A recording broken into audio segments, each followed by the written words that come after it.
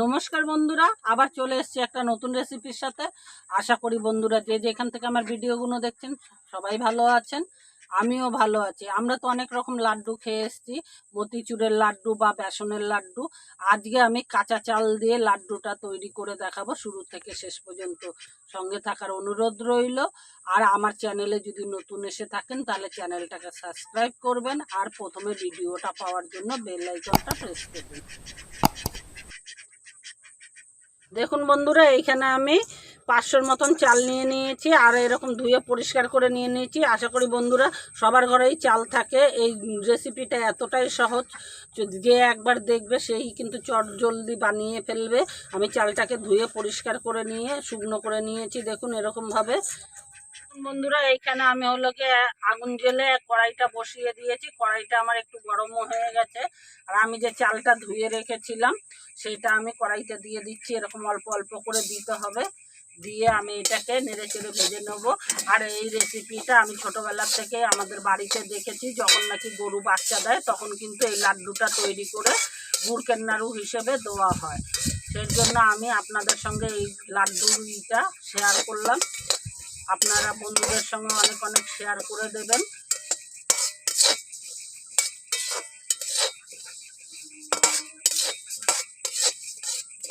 এটাকে আমি এরকমভাবে ভেজে নেব ভালো করে নেড়ে চেড়ে। এটা আর জোরও দিলেও কোনো অসুবিধা হবে না। এখানে কিন্তু জালটা কম বেশি না করলেও চলবে। আপনার মোটামুটি যেরকম জাল উঠবে সেরকমই দিয়ে আপনি কিন্তু সমানে নাড়তে থাকতে হবে। এইভাবে নাড়লেই কিন্তু দেখবেন চালটা অল্প করে ফুটে উঠলে মুড়ির মতন হয়ে যাবে। আর বন্ধুরা সবার ঘরে চালটা আছে, আর এই রেসিপিটা এতটাই সহজ যে একবার দেখলেই সে বানিয়ে ফেলতে পারবে। কিন্তু আমরা তো অনেক রকম লাড্ডু খেয়েছি, সেই লাড্ডুর থেকে শতগুণ ভালো হয় এইটা, আর অসাধারণ স্বাদ হয়। এই রেসিপিটা আমি আমার বাবার থেকে শিখেছি, তাই আপনাদের সঙ্গে শেয়ার করলাম।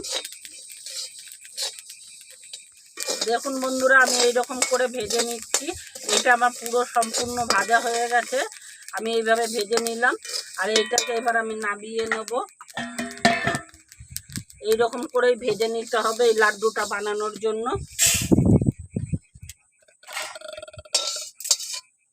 আমি আবারও কড়াইটা বসিয়ে দিলাম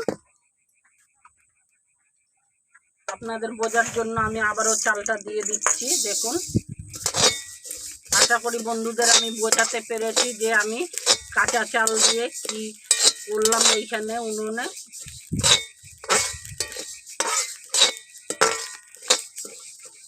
আমার এইখানে সব চালগুলো আমি এইভাবে ভেজে নিলাম, আর এইখানে আমি কড়াইটা নিয়ে নিচ্ছি। কড়াইতেও খুব গরম বলে সেজন্য অল্প একটু জল দিচ্ছি, যাতে নাকি এই নোংরাটা যদি থাকে চালের মধ্যে কোনো নোংরা থাকে তাহলে নোংরাটা এটা থেকে বেরিয়ে যাবে। আমি আবার কড়াইটা বসিয়ে দিলাম পরিষ্কার করে। এইখানে আমি 500-র মতন দুধ নিয়েছি, আমি দুধটা ফুটাতে বসিয়ে দিচ্ছি। এইখানে কিন্তু আমি আগে কোনো ফুটাইও নি দুধটা, কাঁচা দুধই আমি দিলাম 500-র মতন। এটা ফুটতে থাকুক, ততক্ষণে আমি অন্য কাজগুলো করে নেব। দেখুন বন্ধুরা, আমি এখানে একটা মিক্সির জার নিয়ে নিয়েছি বড়, আর এর মধ্যে আমি এই চাল ভাজাগুলো দিয়ে দিচ্ছি। আমি এইখানে অল্প অল্প পরিমাণে করেই গুঁড়ো করে নিয়ে আসবো। পুরো চালের আমি চাল ভাজাটাকে গুঁড়ো করে নিয়ে এসে আপনাদের দেখাচ্ছি।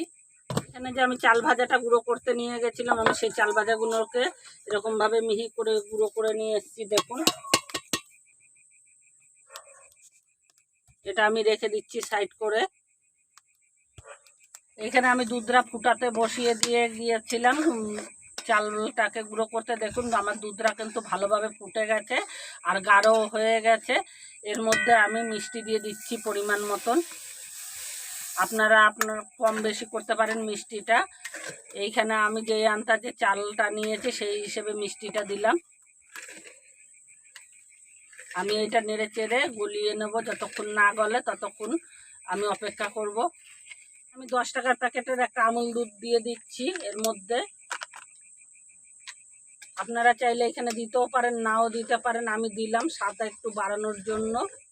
আপনারা শুধু লিকুইড দুধটা দিয়েও করতে পারেন, আবার শুধু আমুল দুধটা দিয়েও করতে পারেন। দুটো দিয়ে যে কোনো একটা দুধ দিয়ে করলেই স্বাদটা বেড়ে যায়, কিন্তু দুটো দুধ একসাথে করলে। আমি এটাকে ভালো করে গলিয়ে নেব। দুধরা আমার গুলে গেছে, আমুল দুধরা। আর আমি যে চালটা গুঁড়ো করে রেখেছিলাম এর মধ্যে অল্প অল্প করে দিয়ে ভালো করে মিশিয়ে নেব। দেখুন আমি 2-1 মিনিটের মতন জাল করব এটাকে, খুব বেশি সময় জাল করতে হবে না। 2-1 মিনিট জাল করলেই কিন্তু এটা একদম পুরো শুকনো হয়ে যাবে।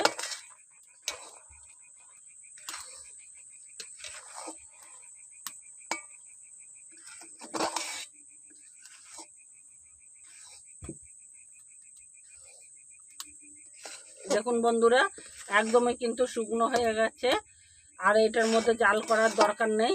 আর এর মধ্যে আমি কিছুটা হলো গিয়ে কাজু নিয়েছি কেটে টুকরো টুকরো করে, আর কিশমিশ নিয়েছি সেটা আমি দিয়ে দিচ্ছি। দিয়ে ভালো করে মিশিয়ে নেড়ে চেড়ে আমি নামিয়ে নেব। এইভাবে লাড্ডুটা করে একবার খেয়ে কমেন্ট করে অবশ্যই জানাবেন যে লাড্ডুটা কীরকম লাগলো খেতে। অনেক ধরনের তো লাড্ডু খেয়েছেন, এই লাড্ডুটা একবার করে খেয়ে কিন্তু কমেন্টে অবশ্যই দেখাবেন।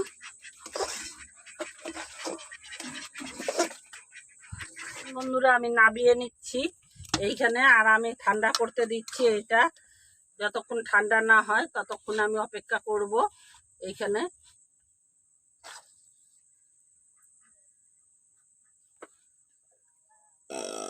দেখুন বন্ধুরা আমার ঠান্ডা হয়ে গেছে, এইটা তো মাখা যাবে না। আমি একটা বাটির মধ্যে নামিয়ে নিচ্ছি, এটাকে একটু মেখে নিতে হবে। এখানে বন্ধুরা আমি একটুখানি ঘি দিয়ে দিচ্ছি অল্প করে, দিয়ে আমি এবার এটাকে ভালো করে চটকে মেখে নেব। এই ঘিটা দিলে কিন্তু একটা খুব সুন্দর গন্ধ হয়, সেজন্য কিন্তু আমি ঘিটা দিলাম। এখানে আপনারা চাইলে দিতেও পারেন, আবার স্কিপও করতে পারেন, না দিলেও কোনো অসুবিধা নেই।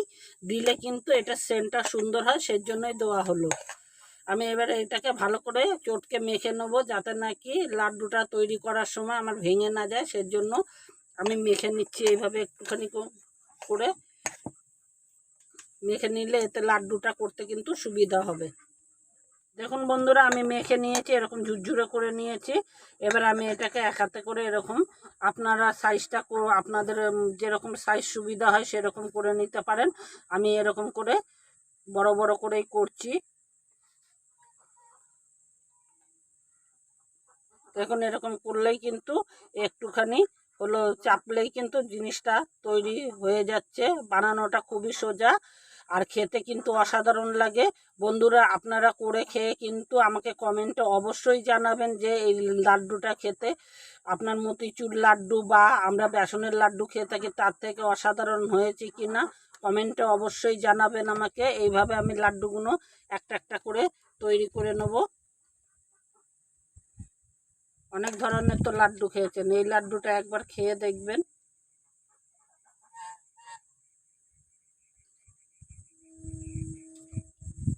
খুব বেশি সময়ও লাগে না, কিন্তু ঘরের সবার চাল থাকে। আমি আগেও বলেছি ঘরে সবারই চাল থাকে, এই লাড্ডুটা করার জন্য এক্সট্রা কোনো চালের প্রয়োজন নেই।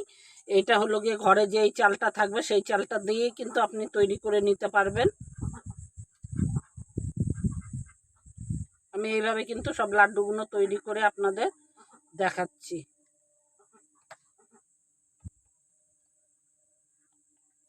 এখন বন্ধুরা আমার এইখানে এতগুলো নাড়ু হয়েছে, আর এইখানেও লাড্ডুগুলো কতগুলো হয়েছে আমি এটা থাম্বনেলের জন্য সাজিয়েছি একটুখানি। আর এইখানে দেখুন নাড়ুগুলো কিন্তু খুবই সুন্দর হয় খেতে। আর আমি একটা ভেঙেও দেখাচ্ছি, দেখুন এখন কিন্তু শক্ত হয়ে গেছে, আর ভাঙবে না। আপনি যদি মনে করেন যে ভেঙে যাবে, ভাঙবে না, কিন্তু প্রত্যেকটা নাড়ুই কিন্তু শক্ত হয়ে গেছে। আর দেখুন ভেতরটা কত সুন্দর হয়েছে দেখুন, আর খেতে তো খুবই অসাধারণ হয়।